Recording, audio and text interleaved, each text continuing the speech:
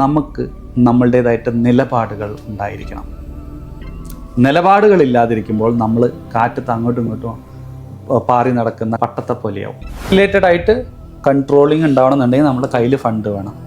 അത് ഒരുപാട് ഫണ്ട് എന്നുള്ളതല്ല, നമ്മളുടെ സിറ്റുവേഷൻ നമ്മൾ എന്താണ് പ്ലാൻ ചെയ്യുക അതിനനുസരിച്ചിട്ടുള്ള ഫണ്ട്.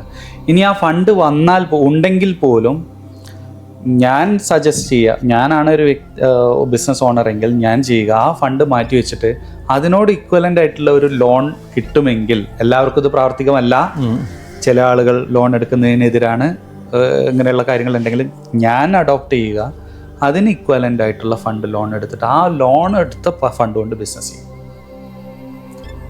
മറ്റുള്ള നമ്മൾ ബിസിനസ് എന്ന് പറഞ്ഞു കഴിഞ്ഞാൽ ലാഭത്തിന് വേണ്ടിയിട്ടുള്ള, അപ്പോൾ അത് കവർ ചെയ്യുന്ന ശരിക്കും ആ പൈസയ്ക്കൊരു മൂല്യമാണല്ലോ, മൂല്യം ഡിപ്രിസിയേഷൻ വരുന്നുണ്ട്, അതാണല്ലോ ബാങ്കുകാർ എടുക്കുന്നത്, അതും അതിൻ്റെ മുകളിലേക്കുള്ള എമൗണ്ട് ആണല്ലോ. അത് ശരിക്കും നമുക്കൊരു എക്സ്പെൻസ് തന്നെയാണ്. മനസ്സിലായി? നമ്മുടെ സ്വന്തം പൈസ ആകുമ്പോൾ നമ്മളത് കാണുന്നില്ല. ലാഭമില്ലെങ്കിലും ഇപ്പം 1,00,000 ദിർഹംസ് കയ്യിലുണ്ട്, സ്റ്റോക്ക് വാങ്ങിച്ചു, നിങ്ങൾ ബിസിനസ് ചെയ്തു. ഈ വർഷം 1,00,000 ബിസിനസ് ചെയ്യുന്നതിന് ബിസിനസ് നിങ്ങൾ ചെയ്തു, അത് ആ 1,00,000 തന്നെ ഒന്നും ലാഭമൊന്നും കിട്ടിയില്ല, 1,00,000 തിരിച്ചു വന്നു. നമ്മളെന്താ പറയുക, നഷ്ടമൊന്നും സംഭവിച്ചിട്ടില്ല. ആര് പറഞ്ഞു നഷ്ടം സംഭവിച്ചില്ല? നിങ്ങളുടെ പൈസയുടെ മൂല്യം കുറഞ്ഞു 1 വർഷം കഴിഞ്ഞപ്പോൾ. ആ മൂല്യം മാത്രമല്ല, ഇപ്പം നിങ്ങൾ പറഞ്ഞില്ലേ ഒരു 1 lakh ബാങ്കിൽ നിന്ന് എടുത്താൽ നിർബന്ധമായും മാസം 1%, 12%, 18%, 1% ആയാലും കൊടുക്കണം. അപ്പൊ നമ്മളെ ക്യാഷാണ് ഇവിടെ ഇരിക്കുന്നത്. അതെ. അപ്പൊ ഒരു മാസം അത് അവിടെ ഇരുന്ന് കഴിഞ്ഞാൽ 1% ബാങ്കിനല്ലെങ്കിൽ നമുക്ക് കിട്ടണ്ടേ? അതെ. ഇതുപോലും കിട്ടുന്നില്ലെങ്കിലോ? ഒന്നും ചിന്തിക്കുന്നില്ല. ഈ ചിന്താഗതികൾ വരാൻ വേണ്ടിയിട്ടാണ്. അതെ, നമ്മൾ ബാങ്കിൽ നിന്ന് എടുക്കുമ്പോൾ നമ്മൾ അത് തിരിച്ചടയ്ക്കും, ലാഭം ഉണ്ടാക്കാൻ ശ്രമിക്കും. ഇവിടെ ആകുമ്പോൾ ഒന്നും കിട്ടില്ല, കാരണം അത് എന്റെ സ്വത്താണ്, ആരും ചോദിക്കാനില്ല, പറയാനില്ല, ഒന്നുമില്ല. ഇതൊക്കെ ഒരു ബാങ്ക് എന്നല്ല, നമ്മൾ സ്വന്തം ചെയ്യുകയാണെങ്കിൽ പോലും 1% ഡിവിഡൻഡ് ആയിട്ട് നമ്മൾ കരുതണം. എല്ലാവരോടും പറയാനുള്ളതാണ്, ഒരു ഡിവിഡൻഡ് എത്ര എമൗണ്ട് ഞാൻ ഇതിന് ഇൻവെസ്റ്റ് ചെയ്തിട്ടുണ്ട്, ഇതിൻ്റെ 1% ഒരു മാസം എനിക്ക് കിട്ടുന്നത് പ്രോഫിറ്റ് ആയിട്ടല്ല, ഡിവിഡൻഡ്. നിർബന്ധമായും ഇത് അലിഞ്ഞു പോകാനും ചില ഓൾഡ് സ്റ്റോക്കുകൾ വരാനൊക്കെ സാധ്യത ഉള്ളതിന് വേണ്ടിയിട്ട് ഒരു ഡിവിഡൻഡ് ആയിട്ട് 1% അല്ലെങ്കിൽ 2% മാറ്റി വെക്കണം. അതിൻ്റെ മുകൾക്കുള്ളതിനെ പ്രോഫിറ്റ് ആയിട്ട് തന്നെ കണക്ക് കൂട്ടാൻ പറ്റുള്ളൂ. ഈ പൈസ മാറ്റി വയ്ക്കാൻ പറഞ്ഞാൽ ഭയങ്കര ബുദ്ധിമുട്ടുള്ള കാര്യം കേട്ടോ, നമ്മൾ ഓണേഴ്സിന്. അതെ, ഭയങ്കര ബുദ്ധിമുട്ടാണ്. കാരണം പൈസ കയ്യിൽ പറയുന്ന സമയത്ത് പോലും ഞാൻ അതിൻ്റെ ഒരു ചിന്തയിലാണ്. കാരണം വെച്ചാൽ ഇപ്പൊ അത് ശീലിച്ച് ഓവർകം ചെയ്ത് ശീലിക്കാൻ നല്ല പ്രയാസമാണ്. കാരണം ഒരു പേയ്മെന്റ് നിർബന്ധമായി ഇപ്പോൾ ചെയ്യേണ്ട ഒരു പേയ്മെന്റ് വരിക, നമ്മളിത് മാറ്റി വെച്ച റിസർവിൽ ക്യാഷ് ഇരിക്കുന്നുണ്ട്. ഇപ്പൊ ഇന്നലെ ഞാനത് അതിനൊരു 50 എടുത്തതുകൊണ്ടാണ് ഞാൻ പറയുന്നത്, അത് മാറ്റി വെച്ച ആളാണ്. ഒരിക്കലും തരില്ല എന്ന് പറഞ്ഞാൽ ഇങ്ങനെ ഫണ്ടേ ഉള്ളത് നമ്മൾ പറയാത്ത രീതിയിൽ മാറ്റി വെച്ച സാധനം. എനിക്കറിയാം ഇത് റിസർവ് ആവശ്യമാണ്, നമുക്ക് എപ്പോഴും അത്യാവശ്യം വരുമ്പോൾ എടുക്കേണ്ട സാധനം. പക്ഷെ ഇന്നലെ ആ സാധനം, ആ ക്യാഷ് കൊടുത്താലേ അത് എന്ത് ചെയ്യുള്ളൂ, ആ സാധനം എനിക്ക് റിലീസ് ചെയ്ത് പോരുള്ളൂ. അത് വന്നു. എന്നിട്ട് ഞാൻ എന്താ പറഞ്ഞെന്നറിയോ, ഇത് കൊടുത്തപ്പോ പറഞ്ഞു ഈ സാധനം നേരെ നമ്മളെ ബാങ്കിൽ ആദ്യം വരുമ്പോ തിരിച്ചിങ്ങോട്ട് ഇട്ടിട്ട് ഈ പേയ്മെന്റ് അടിക്കാവും എന്ന രീതിയിലാണ് ഇപ്പൊ അത് റീഫിൽ ചെയ്തിടുക എന്നുള്ളത്. റീഫിൽ ചെയ്യാൻ ആ ഒരു സമയത്തുള്ള ഓപ്ഷൻ. അതെ. ഇത് ഏറ്റവും ആദ്യം ഇനി വരുന്ന ക്യാഷിൽ ഏറ്റവും ആദ്യത്തെ പൈസ ഇത് റീഫിൽ ചെയ്യാനായിരിക്കണം. അങ്ങനെ ചെയ്യുന്ന ഒരുപാട് ക്ലയൻസ് എനിക്കറിയാം. അതെ, ആ രീതി വളരെ നല്ല രീതിയാണത്, നല്ല രീതി തന്നെയാണത്. കാരണം പേയ്മെന്റ് കമ്മിറ്റ്മെന്റ് നമുക്ക് പലപ്പോഴും നമ്മൾ ഓണേഴ്സിന് കീപ്പ് ചെയ്യാൻ പറ്റാത്തൊരു കാര്യമാണ് പേയ്മെന്റ് കമ്മിറ്റ്മെന്റ്സ് മീറ്റ് ചെയ്യുക എന്നുള്ളത്. പലപ്പോഴും ഈ പേയ്മെന്റ് കമ്മിറ്റ്മെന്റ്സ് മീറ്റ് ചെയ്യാൻ പറ്റാതെ, എംപ്ലോയീസിനായിക്കോട്ടെ കസ്റ്റമർ അല്ലെങ്കിൽ വെൻഡേഴ്സിനായിക്കോട്ടെ മീറ്റ് ചെയ്യാൻ പറ്റാതെ വരുന്നത് നമ്മുടെ ക്ലയൻസ് നമുക്ക് ആ സമയത്തിനനുസരിച്ച് പൈസ തരാത്തത് കൊണ്ടുകൂടിയാണ്. അപ്പം ഈ കമ്മിറ്റ്മെന്റ് മീറ്റ് ചെയ്യുക എന്നുള്ളൊരു ക്വാളിറ്റിയും കൂടി നമുക്ക് അച്ചീവ് ചെയ്യാന്ന് പറഞ്ഞാൽ വലിയൊരു സംഭവമാണ്. എല്ലാവർക്കും വേണ്ടതാണ്, നമുക്ക് തരുന്ന ആൾക്കും വേണം, നമുക്ക് കൊടുക്കുന്നു. അതും ഈ പറഞ്ഞ പോലെ ബുദ്ധിമുട്ടുള്ള കാര്യമാണ്. നമ്മൾ തന്നെ ഈ ഫണ്ട് മാറ്റി വെച്ചത് തന്നെ ഇത് കമ്പനിയുടെ നിലനിൽപ്പിനാണ്. അതെ, അതായത് ഇപ്പോൾ കൊറോണ വന്നു, ആ സമയത്തൊക്കെ നമ്മൾ വളരെ സ്റ്റേൺ ആയിട്ട് നിലനിന്നത് ഇത്തരത്തിലൊരു ഫണ്ട് നമുക്ക് മാറ്റി വെക്കാൻ പറ്റിയതുകൊണ്ടാണ്. അത് ആവശ്യം വന്നപ്പോൾ നമുക്ക് ഉപയോഗിക്കുകയും തിരിച്ചത് ഫില്ല് ചെയ്യാനും നമുക്ക് പറ്റുന്നത്. ഇതിങ്ങനെ ഒരു ഫണ്ടൊന്നുമില്ല, അത് കുറേ വാങ്ങുന്നു, കുറേ വിൽക്കുന്നു എന്ന പോലെ, കുറേ എന്തൊക്കെയോ ചെയ്യുന്നു എന്ന പോലെ ബിസിനസ് ചെയ്ത് കഴിഞ്ഞാൽ നാളെ നമ്മളൊക്കെ ഒരു കാലഘട്ടത്തിൽ അങ്ങനെ ആയിരുന്നു. അപ്പം ഞാനും ആ ഒരു കാലഘട്ടത്തിലായിരുന്നു. പുറത്തു വരുന്നതേ ഉള്ളൂ, എങ്ങനെയെങ്കിലുമൊക്കെ പോയാൽ മതി, എനിക്ക് ആവശ്യത്തിനുള്ളത് കിട്ടുന്നുണ്ട്, ബാക്കി ഇൻവെസ്റ്റേഴ്സ് ഉണ്ട്. പക്ഷേ ഒരു ക്രൈസിസ് വരുന്ന സമയത്ത് ആണ് നമുക്ക് അതിൻ്റെ പെയിൻ അറിയുന്നത്. നമ്മളെല്ലാത്തിലും എല്ലാ ഓണേഴ്സിനോടുള്ള ഓൺടർപ്രനേഴ്സിനോടുള്ള സംസാരമാണ്. നമുക്ക് അങ്ങനെ നമ്മൾ എല്ലാം ഇങ്ങനെ പറഞ്ഞ് എക്സ്ക്യൂസ് പറഞ്ഞ് പോയി ഒരു പോയിന്റ് എത്തുമ്പോൾ നമുക്ക് ആരും ഉണ്ടാവില്ല. നമ്മുടെ കസ്റ്റമേഴ്സ് ഉണ്ടാവില്ല, ഒരാളും, നമ്മളുടെ എംപ്ലോയീസ് ഉണ്ടാവില്ല, എംപ്ലോയീസ് ഒക്കെ പറയാം അന്നേ ഞങ്ങൾ പറഞ്ഞു എന്നാ പറയാം. അതെ, ഞാൻ കേട്ടിട്ടുണ്ട് ഒരു വലിയൊരു ബിസിനസ്മാൻ്റെ വലിയൊരു പ്രോബ്ലം വന്നപ്പോൾ അവരുടെ ഏറ്റവും വലിയ അക്കൗണ്ടന്റ് പറഞ്ഞു, ഞാൻ കുറേ പ്രാവശ്യം സാറിന് അങ്ങനെ ഉപദേശിച്ചു ഇങ്ങനെ ഉപദേശിച്ചു, അതൊന്നും സാറ് കേട്ടില്ല എന്നാ. എങ്ങനെ അവർ കൈ ഒഴിയുന്നത് മാത്രമല്ല, ഇവർ പറഞ്ഞോ ഇല്ലെന്ന് മാത്രമല്ല, അത് ചിലപ്പോൾ ആണെങ്കിൽ ഓണറിന് അറിയാം എടുക്കാൻ പറ്റുന്നതും ആയിരിക്കില്ല, പക്ഷെ എന്നാലും അവർ സുഖമായിട്ട് ഞാൻ അത് ചെയ്തു, ഞാൻ അങ്ങനെ ഡെവലപ്പ് ചെയ്യാൻ ശ്രമിച്ചു എന്ന് പറഞ്ഞ് സുഖമായിട്ട് ഒഴിയും. അവിടെയാണ് ഹനീഫിക്ക നമ്മളുടെ 7ാമത്തെ പോയിന്റ് വരുന്നത്. യെസ്, ഇപ്പൊ നമ്മൾ പറഞ്ഞ ഏതൊക്കെയായിരുന്നു? Time table, time management, system, third internal customers, external customers, statutory, പിന്നെ ഫണ്ട് മാനേജ്മെന്റ്, ഫണ്ട് മാനേജ്മെന്റ് അല്ലെ ഫൈനാൻഷ്യൽ കൺട്രോളിങ്. 7ാമത്തെ വരുന്നത് നമ്മുടെ നിലപാടുകൾ. നമ്മൾ ഓൺട്രപ്രനേഴ്സ് ആയിരിക്കുമ്പോൾ നമുക്ക് നമ്മളുടേതായിട്ട് നിലപാടുകൾ ഉണ്ടായിരിക്കണം.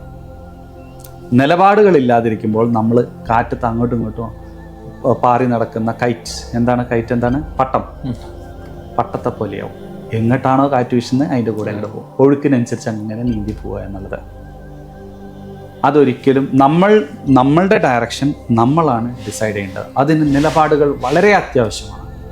ഞാനിപ്പോൾ ഈ ഏപ്രിൽ 2024 മുതൽക്ക് പുതിയ വർഷം ഫൈനാൻഷ്യൽ ഇയർ 2024 മുതൽക്ക് കുറച്ച് നിലപാടുകൾ ഞാൻ എടുത്തു, തീരുമാനങ്ങൾ എടുത്തു, അത് നടപ്പിലാക്കുകയും ചെയ്തു.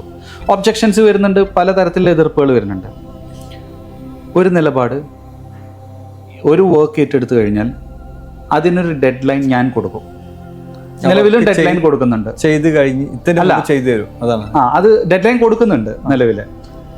ആ ഡെഡ് ലൈൻ ഞാൻ കൊടുത്തിട്ടുണ്ടെങ്കിൽ ഡെഫിനറ്റ്ലി അതിന് എനിക്ക് റീസണബിൾ ടൈം വെച്ചിട്ട്, മറ്റേ നമുക്ക് അർജൻറ്റാണെന്ന് പറയുമ്പോൾ നമ്മൾ അതിന് ശ്രമിക്കും, പെട്ടെന്ന് കൊടുക്കാൻ ശ്രമിക്കും. അല്ല, അത് മാറ്റി നിർത്തിയിട്ട് പോസിബിൾ ആയിട്ടുള്ള ഡെഡ് ലൈനെ കൊടുക്കുകയുള്ളൂ. അതോടൊപ്പം തന്നെ എൻ്റെ കസ്റ്റമേഴ്സിനോട് ഞാൻ ഡിമാൻഡ് ചെയ്യാൻ പോകുന്നത്, നിങ്ങൾക്ക് പോസിബിൾ ആയിട്ടുള്ള ഡേറ്റിൽ നിങ്ങൾ എനിക്ക് പണം തരിക. നാളെ തരണം, മറ്റന്നാൾ തരണം, ഇതൊന്നുമല്ല. Give me A date. 1 ദിവസമാണോ, 7 ദിവസമാണോ, 2 ആഴ്ച വേണോ, 1 മാസം വേണോ, 3 മാസം വേണോ, 6 മാസം വേണോ, ഒരു പ്രശ്നമല്ല. Give me A date. 1 വർഷത്തിന് മുകളിൽ പോകണമെങ്കിൽ ഞാൻ ഇന്ന് അടുത്ത വർഷം ബിസിനസ് ചെയ്യാമെന്ന് പറയും. അല്ല, ഈ വർഷം ചെയ്യണ്ടല്ലോ. അപ്പോൾ ആ ഡെഡ് ലൈൻ കൊടുക്കണം. ആ ഡെഡ് ലൈൻ കൊടുക്കുമ്പോൾ എന്താണെന്ന് വെച്ച് കഴിഞ്ഞാൽ നമ്മൾക്ക് പ്ലാൻ ചെയ്യാം, നമുക്ക് കമ്മിറ്റ്മെൻറ്റ് കൊടുക്കാം. ഈ പണം വന്ന് കിട്ടും, ഇന്ന സമയത്ത് കിട്ടും എന്നുള്ളത് നമുക്ക് നമ്മളുടെ കസ്റ്റമേഴ്സിന് നമുക്ക് കമ്മിറ്റ്മെൻറ്റ് കൊടുക്കാം.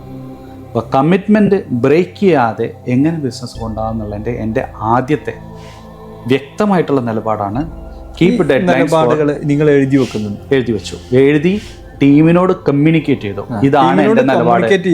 എഴുതി വെക്കും. ഇത് എഴുതിയിട്ടാണ് ടീമിനോട് കമ്മ്യൂണിക്കേറ്റ് ചെയ്യുന്നത്.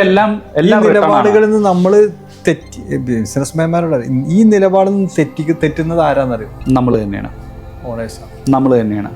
ഇത് നമ്മൾ എഴുതി വെക്കും, ചിലപ്പോൾ നമ്മൾ എടുക്കും, അത് നമ്മൾ തന്നെ പൊളിക്കും. എഴുതി വെച്ചാൽ പോലും പൊളിക്കാറുണ്ട് ചിലപ്പോൾ. ഇപ്പം ഇത് തന്നെ ഒരു കസ്റ്റമർ ഇങ്ങനെ വന്നു കഴിഞ്ഞാൽ നമ്മൾ തന്നെ അഡ്ജസ്റ്റ് ചെയ്യാൻ തുടങ്ങും. അതാണ് ഞാൻ പറഞ്ഞ നിലപാടുകൾ. ആ നിലപാടാക്കാൻ എന്തെങ്കിലും 1-2 ടിപ്സ്. അത് ഒന്നാമത് നമ്മൾ ആ ഒരു പെയിൻഫുൾ സിറ്റുവേഷനിലൂടെ പോയി കഴിഞ്ഞാൽ തന്നെ പിന്നെ നമ്മൾ മാറില്ല. കാരണം ഇതിൻ്റെ കോൺസിക്വൻസസ് എന്താണെന്നുള്ളത്. അവിടുന്ന് ഡിലേ വരുമ്പോൾ നമ്മൾ ഇപ്പുറത്തെ എക്സ്ക്യൂസസ് ഇത് കൊടുക്കുകയാണ്. ഈ എക്സ്ക്യൂസസ് ആയിട്ടുള്ള ആൾക്കാർ കുറച്ചൊക്കെ സഹിച്ചുകൊണ്ട് വെക്കും. നാളെ ഒരു ഇൻസൾട്ടിങ് സിറ്റുവേഷനിലോട്ട് പോയി കഴിഞ്ഞാലാണ് നമുക്ക് അതിൻ്റെ വില മനസ്സിലാവും. ഇവിടെയൊക്കെ തന്നെ ഞാൻ പറയുമ്പോൾ ഇവിടുത്തെ ബിസിനസ്സുകാരുടെ കൂടെ തന്നെ നമ്മൾ കുറച്ചും കൂടി സംസാരിക്കുന്നത്, ഒരുപാട് പ്രശ്നങ്ങൾ അവരുടെ മുമ്പിലേക്ക് വരും. പ്രശ്നങ്ങൾ എന്ന് പറഞ്ഞാൽ നഷ്ടങ്ങൾ ഉണ്ടാക്കുന്നത്. നിലപാടിൽ ഉറച്ചു നിൽക്കാത്തതുകൊണ്ടാണ് ഒരുപാട് നഷ്ടങ്ങൾ അവർക്ക് സംഭവിക്കുന്നത്. കാരണം ഇപ്പോൾ ഒരു നഷ്ടം സംഭവിച്ചു, അപ്പോൾ അത് സംഭവിക്കാതിരിക്കാൻ വേണ്ടിയിട്ട് അവരൊരു നിലപാടെടുക്കും. പിന്നെ നെക്സ്റ്റ് അതിന് പറ്റിയല്ല വേറൊരാളെ കിട്ടുമ്പോൾ വീണ്ടും അതിൽ വെള്ളം ചേർക്കും, അതേ പ്രശ്നം തന്നെ വീണ്ടും വരും. അത് ഹനീഫിക്കാതെ എന്തുകൊണ്ടാണ് വരുന്നതെന്ന് അറിയോ? 2 കാര്യങ്ങളാണ്. ഒന്ന്, റിയലിസ്റ്റിക് ആയിട്ടുള്ള ഡെഡ് ലൈൻ അല്ല, അസംഷനിലുള്ള ഡെഡ് ലൈനാണ്. 2, നമ്മളുടെ കയ്യിലില്ലാത്ത അൺകൺട്രോളബിൾ ആയിട്ടുള്ള സിറ്റുവേഷൻസ്. ഇപ്പോൾ നമ്മൾക്ക് ഇന്നിപ്പോൾ ഹനീഫിക്ക് എനിക്ക് 10,000 ദിർഹം തരാൻ വേണ്ടി വെച്ചിരിക്കുകയാണ്. ഈ പറയുന്ന പോലെ ഇന്ന് ഷോപ്പ് തുറക്കാൻ പറ്റിയില്ല, കച്ചവടം നടന്നില്ല, അവിടെയാണ് ഫണ്ട് കിടക്കുന്നത്. സിറ്റുവേഷൻ വരാം, അൺകൺട്രോളബിൾ സിറ്റുവേഷൻ. അത് മനസ്സിലാവും. അത്തരത്തിലുള്ള സമയത്ത് പ്രോപ്പറായിട്ട് എന്താണ് നിങ്ങൾ ഉണ്ടായിരുന്നിട്ട് കാര്യമില്ല, പറഞ്ഞാൽ രാജ ഇന്ന സമയത്ത് ഇന്ന് എനിക്ക് തുറക്കാൻ കഴിഞ്ഞില്ല, ഇന്ന കാരണങ്ങൾ കൊണ്ടാണ് ഞങ്ങൾക്ക് അവിടെ അത് ബിസിനസ് ഓപ്പൺ ചെയ്യാൻ പറ്റില്ല, ഇന്ന ദിവസത്തേക്ക് എനിക്ക് എക്സ്റ്റൻഷൻ തരണം. That is A decent communication. ഇത് ആർക്ക് പറഞ്ഞാലും മനസ്സിലാവും. ഞാൻ കൊടുക്കാനുള്ള ആർക്കാണോ അവർക്കും അത് പറഞ്ഞാൽ മനസ്സിലാവും. മനസ്സിലായോ? അത് നിങ്ങൾ തരാത്തതുകൊണ്ടൊന്നും എനിക്ക് പറയേണ്ട ആവശ്യമില്ല. എനിക്ക് പറയാം, എനിക്ക് I need some more time. ഞാൻ അവിടെ കമ്മ്യൂണിക്കേറ്റ് ചെയ്യണം, പ്രോംപ്റ്റ് റെസ്പോൺസ് ചെയ്യും. എന്നാൽ അവിടെ ഒരു കമ്മിറ്റ്മെൻറ്റ് കൊടുത്തിട്ടുണ്ട്, കമ്മ്യൂണിക്കേറ്റ് ചെയ്യണം. അത് നിങ്ങൾ നിരന്തരമായി ചെയ്യുന്നുണ്ടെങ്കിൽ that means you are not planning. ഞാൻ നിരന്തരമായി ചെയ്യുന്നുണ്ടെങ്കിൽ ഞാനും എക്സ്പെക്റ്റേഷനിലാണ് ജീവിക്കുന്നത്. ഒരു പ്രാവശ്യം സംഭവിക്കാം, പല പ്രാവശ്യം സംഭവിക്കുമ്പോൾ അത് നമ്മുടെ തെറ്റ് തന്നെയാണ്.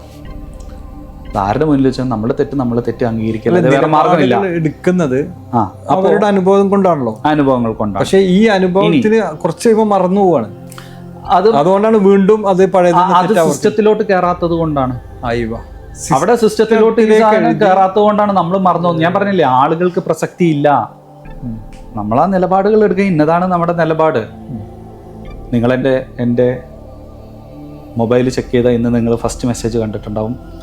അതിലുണ്ട് എനിക്ക് പേയ്മെൻറ്റ് തരേണ്ട ക്ലയൻറ്റ് ഡെഡ് ലൈൻ തന്നതാണ്, ഡെഡ് ലൈൻ തന്നത് കിട്ടിയിട്ടില്ല, സപ്പോർട്ടും കാര്യങ്ങളും കോൾസ് വന്നാൽ എൻ്റെ അപ്രൂവൽ ഇല്ലാതെ എടുക്കേണ്ടതെന്ന് ഞാൻ പറയേണ്ടി വന്നു. കാരണം I don't have any response. എനിക്ക് റെസ്പോൺസ് ഇല്ല. അവിടെ പറയുകയാണ് ഇന്ന കാരണങ്ങൾ കൊണ്ട് ഇത് ഡിലേ വന്നിട്ടുണ്ട് എന്ന് പറയുകയാണെന്നുണ്ടെങ്കിൽ യെസ്, ആക്സെപ്റ്റ് ചെയ്യാം. ഇതൊരു റെസ്പോൺസും ഇല്ല, ചോദിച്ചതിനും റെസ്പോൺസ് ഇല്ല, പറഞ്ഞ ഡേറ്റ് തെറ്റിച്ചിരിക്കുന്നു. ഇത് നമ്മൾ അവരോട് പൈസ ചോദിക്കുമ്പോൾ മാത്രമല്ല, നമ്മൾ കൊടുക്കുന്ന ഡെഡ് ലൈനാണ്. അപ്പോൾ എൻ്റെ ടീമിനോട് ഞാൻ സ്ട്രിക്റ്റ് ഇൻസ്ട്രക്ഷൻ കൊടുത്തിട്ടുണ്ട്, നിങ്ങൾക്ക് പോസിബിൾ ആയിട്ടുള്ള ഡെഡ് ലൈൻ കൊടുക്കാൻ പാടുള്ളൂ. അല്ലെങ്കിൽ വർക്ക് എടുക്കണ്ട, പ്രശ്നമില്ല. പോസിബിൾ ആയിട്ടുള്ള ഡെഡ് ലൈൻ കൊടുക്കുക. ആ ഡെഡ് ലൈനിൻ്റെ ഉള്ളിൽ നമ്മൾ തീർത്തിരിക്കണം. അതിനിപ്പോൾ ഒരാൾക്ക് അസുഖം വന്നാൽ പോലും തീർത്തിരിക്കണം.